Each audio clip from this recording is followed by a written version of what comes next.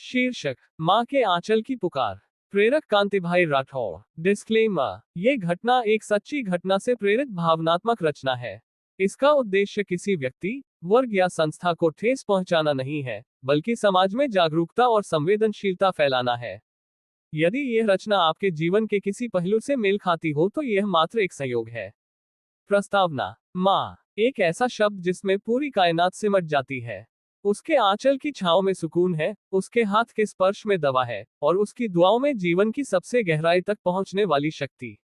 लेकिन जब वही माँ हमारी सभ्यता, हमारी आधुनिकता और हमारी सुविधा की परिभाषा में बोझ बन जाए, तो समझिए हम समाज की आत्मा को खो चुके हैं।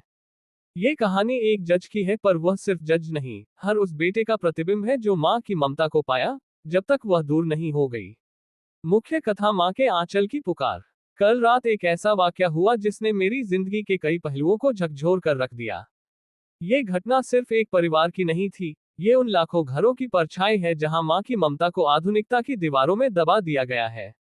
मैं शाम को एक परिचित मेरे घनिष्ठ मित्र के घर गया। वे कोई आम आदमी नहीं, एक वरिष्ठ जज हैं।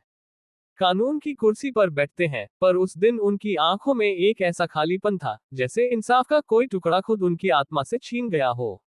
बैठक में उनकी बेटी थी। मैंने यूं ही पूछा, बेटा, दादी किधर है?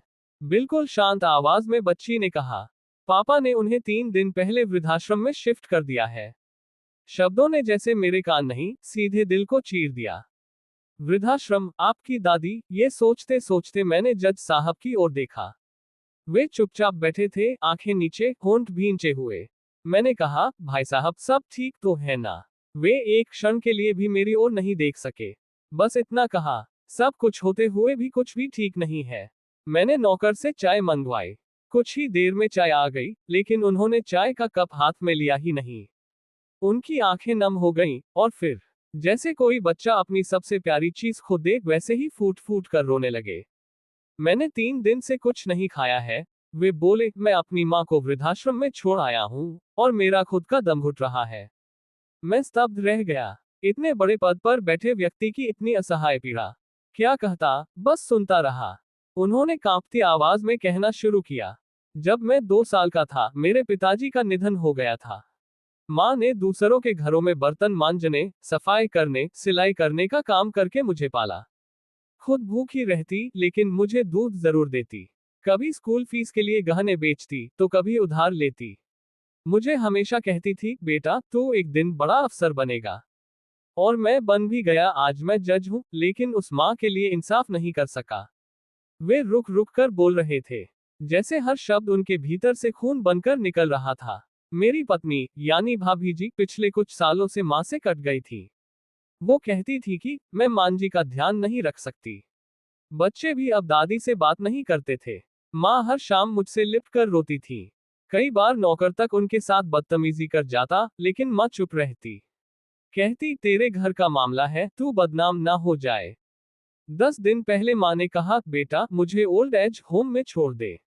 मुझे अच्छा नहीं लगता कि मेरी वजह से तेरा घर टूटे।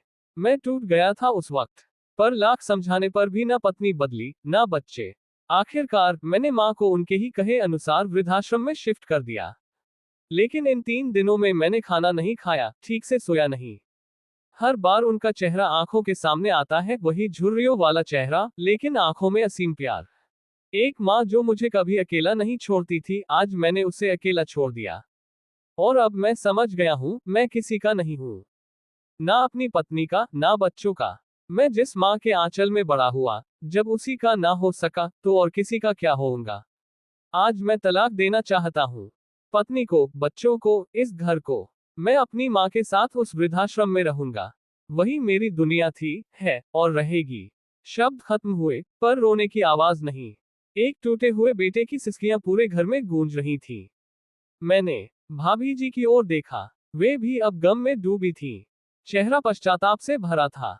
बच्चों के चेहरे पर खामोशी थी, शायद वो भी अब समझने लगे थे। मैंने कहा, चलो अभी चलते हैं। माँ को वापस लाते हैं। रात के 1 बजे बज चुके थे, लेकिन हम सब उस वृद्धाश्रम की ओर निकल पड़े। गेट पर काफी रिक्वेस्ट करने के बाद गार्ड ने दरवाजा खोला। जज साहब गार्ड के सामने झुक गए। मेरी माँ है अंदर, मैं उन्हें लेने आया हूँ। गार्ड ने कहा, आप जज हैं साहब, मगर जहां इंसाफ सबसे पहले करना था वही नहीं कर पाए, तो दूसरों के लिए क्या करोगे?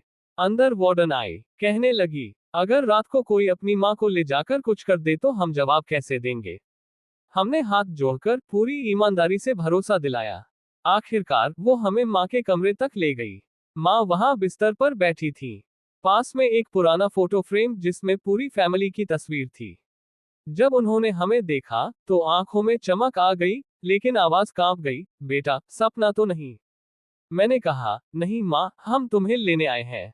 उसे एक वाक्य में जैसे समय ठहर गया। माँ उठी, जज साहब से लिपट गई और दोनों बिलख पड़े। कमरे के बाहर बाकी वृद्धजन खड़े थे, सबकी आंखें नम थी। कोई मुस्कुरा रहा था, कोई सिर झुका रहा था। घर लौटने की तैयारी हुई। पूरी टीम बाहर आई। आश्रम के गेट पर खड़े बुजुर्गों की आंखों में वो सवाल था, क्या हमें भी कोई लेने आएगा? रास्ते भर कोई कुछ नहीं बोला। बस माँ और बेटे की आंखें एक दूसरे में बसी थी। सुबह करीब 4 बजे घर पहुंचे। भाभी जी चुपचाप थी। बच्चों की आंखें नम थी। घर में एक अजीब सुकून था, जैसे घर वापस घर बन गया हो। प्रेरक कांति भाई की अंतिम पंक्तियां। माँ को मरने से पहले ना मारो। वो जीते जी केवल सम्मान चाहती है, कुछ प्यार चाहती है। अगर उसकी आंख से आंसू गिरा तो वो सिर्फ एक आंसू नहीं, एक श्राप हो सकता है जो जीवन भर पीछा करेगा। सच मानिए, अगर माँ से दूर हुए तो सब कुछ होगा आपके पास, लेकिन सुकून नहीं होगा। सुकून सिर्फ माँ के आंचल में होता है। उस आंचल को बिखरने मत देना। लेखक परिचय, ऑथर इंट्रोडक्शन, कांतिभाई राठौड़। नाम, कांतिभाई राठौड़। परिचय, कांतिभाई राठौड़ एक संवेदनशील लेखक और प्रेरक वक्ता है। उनकी लेखनी रिश्तों की मिठास, अकेलेपन का दर्द और जीवन की सच्चाई को बेहद भावुकता के साथ प्रस्तुत करती है। यही है जिंदगी, रिश्तों की डोर और साया भी छूट गया जैसी रचनाएं पाठकों की आंखें नम कर देती हैं।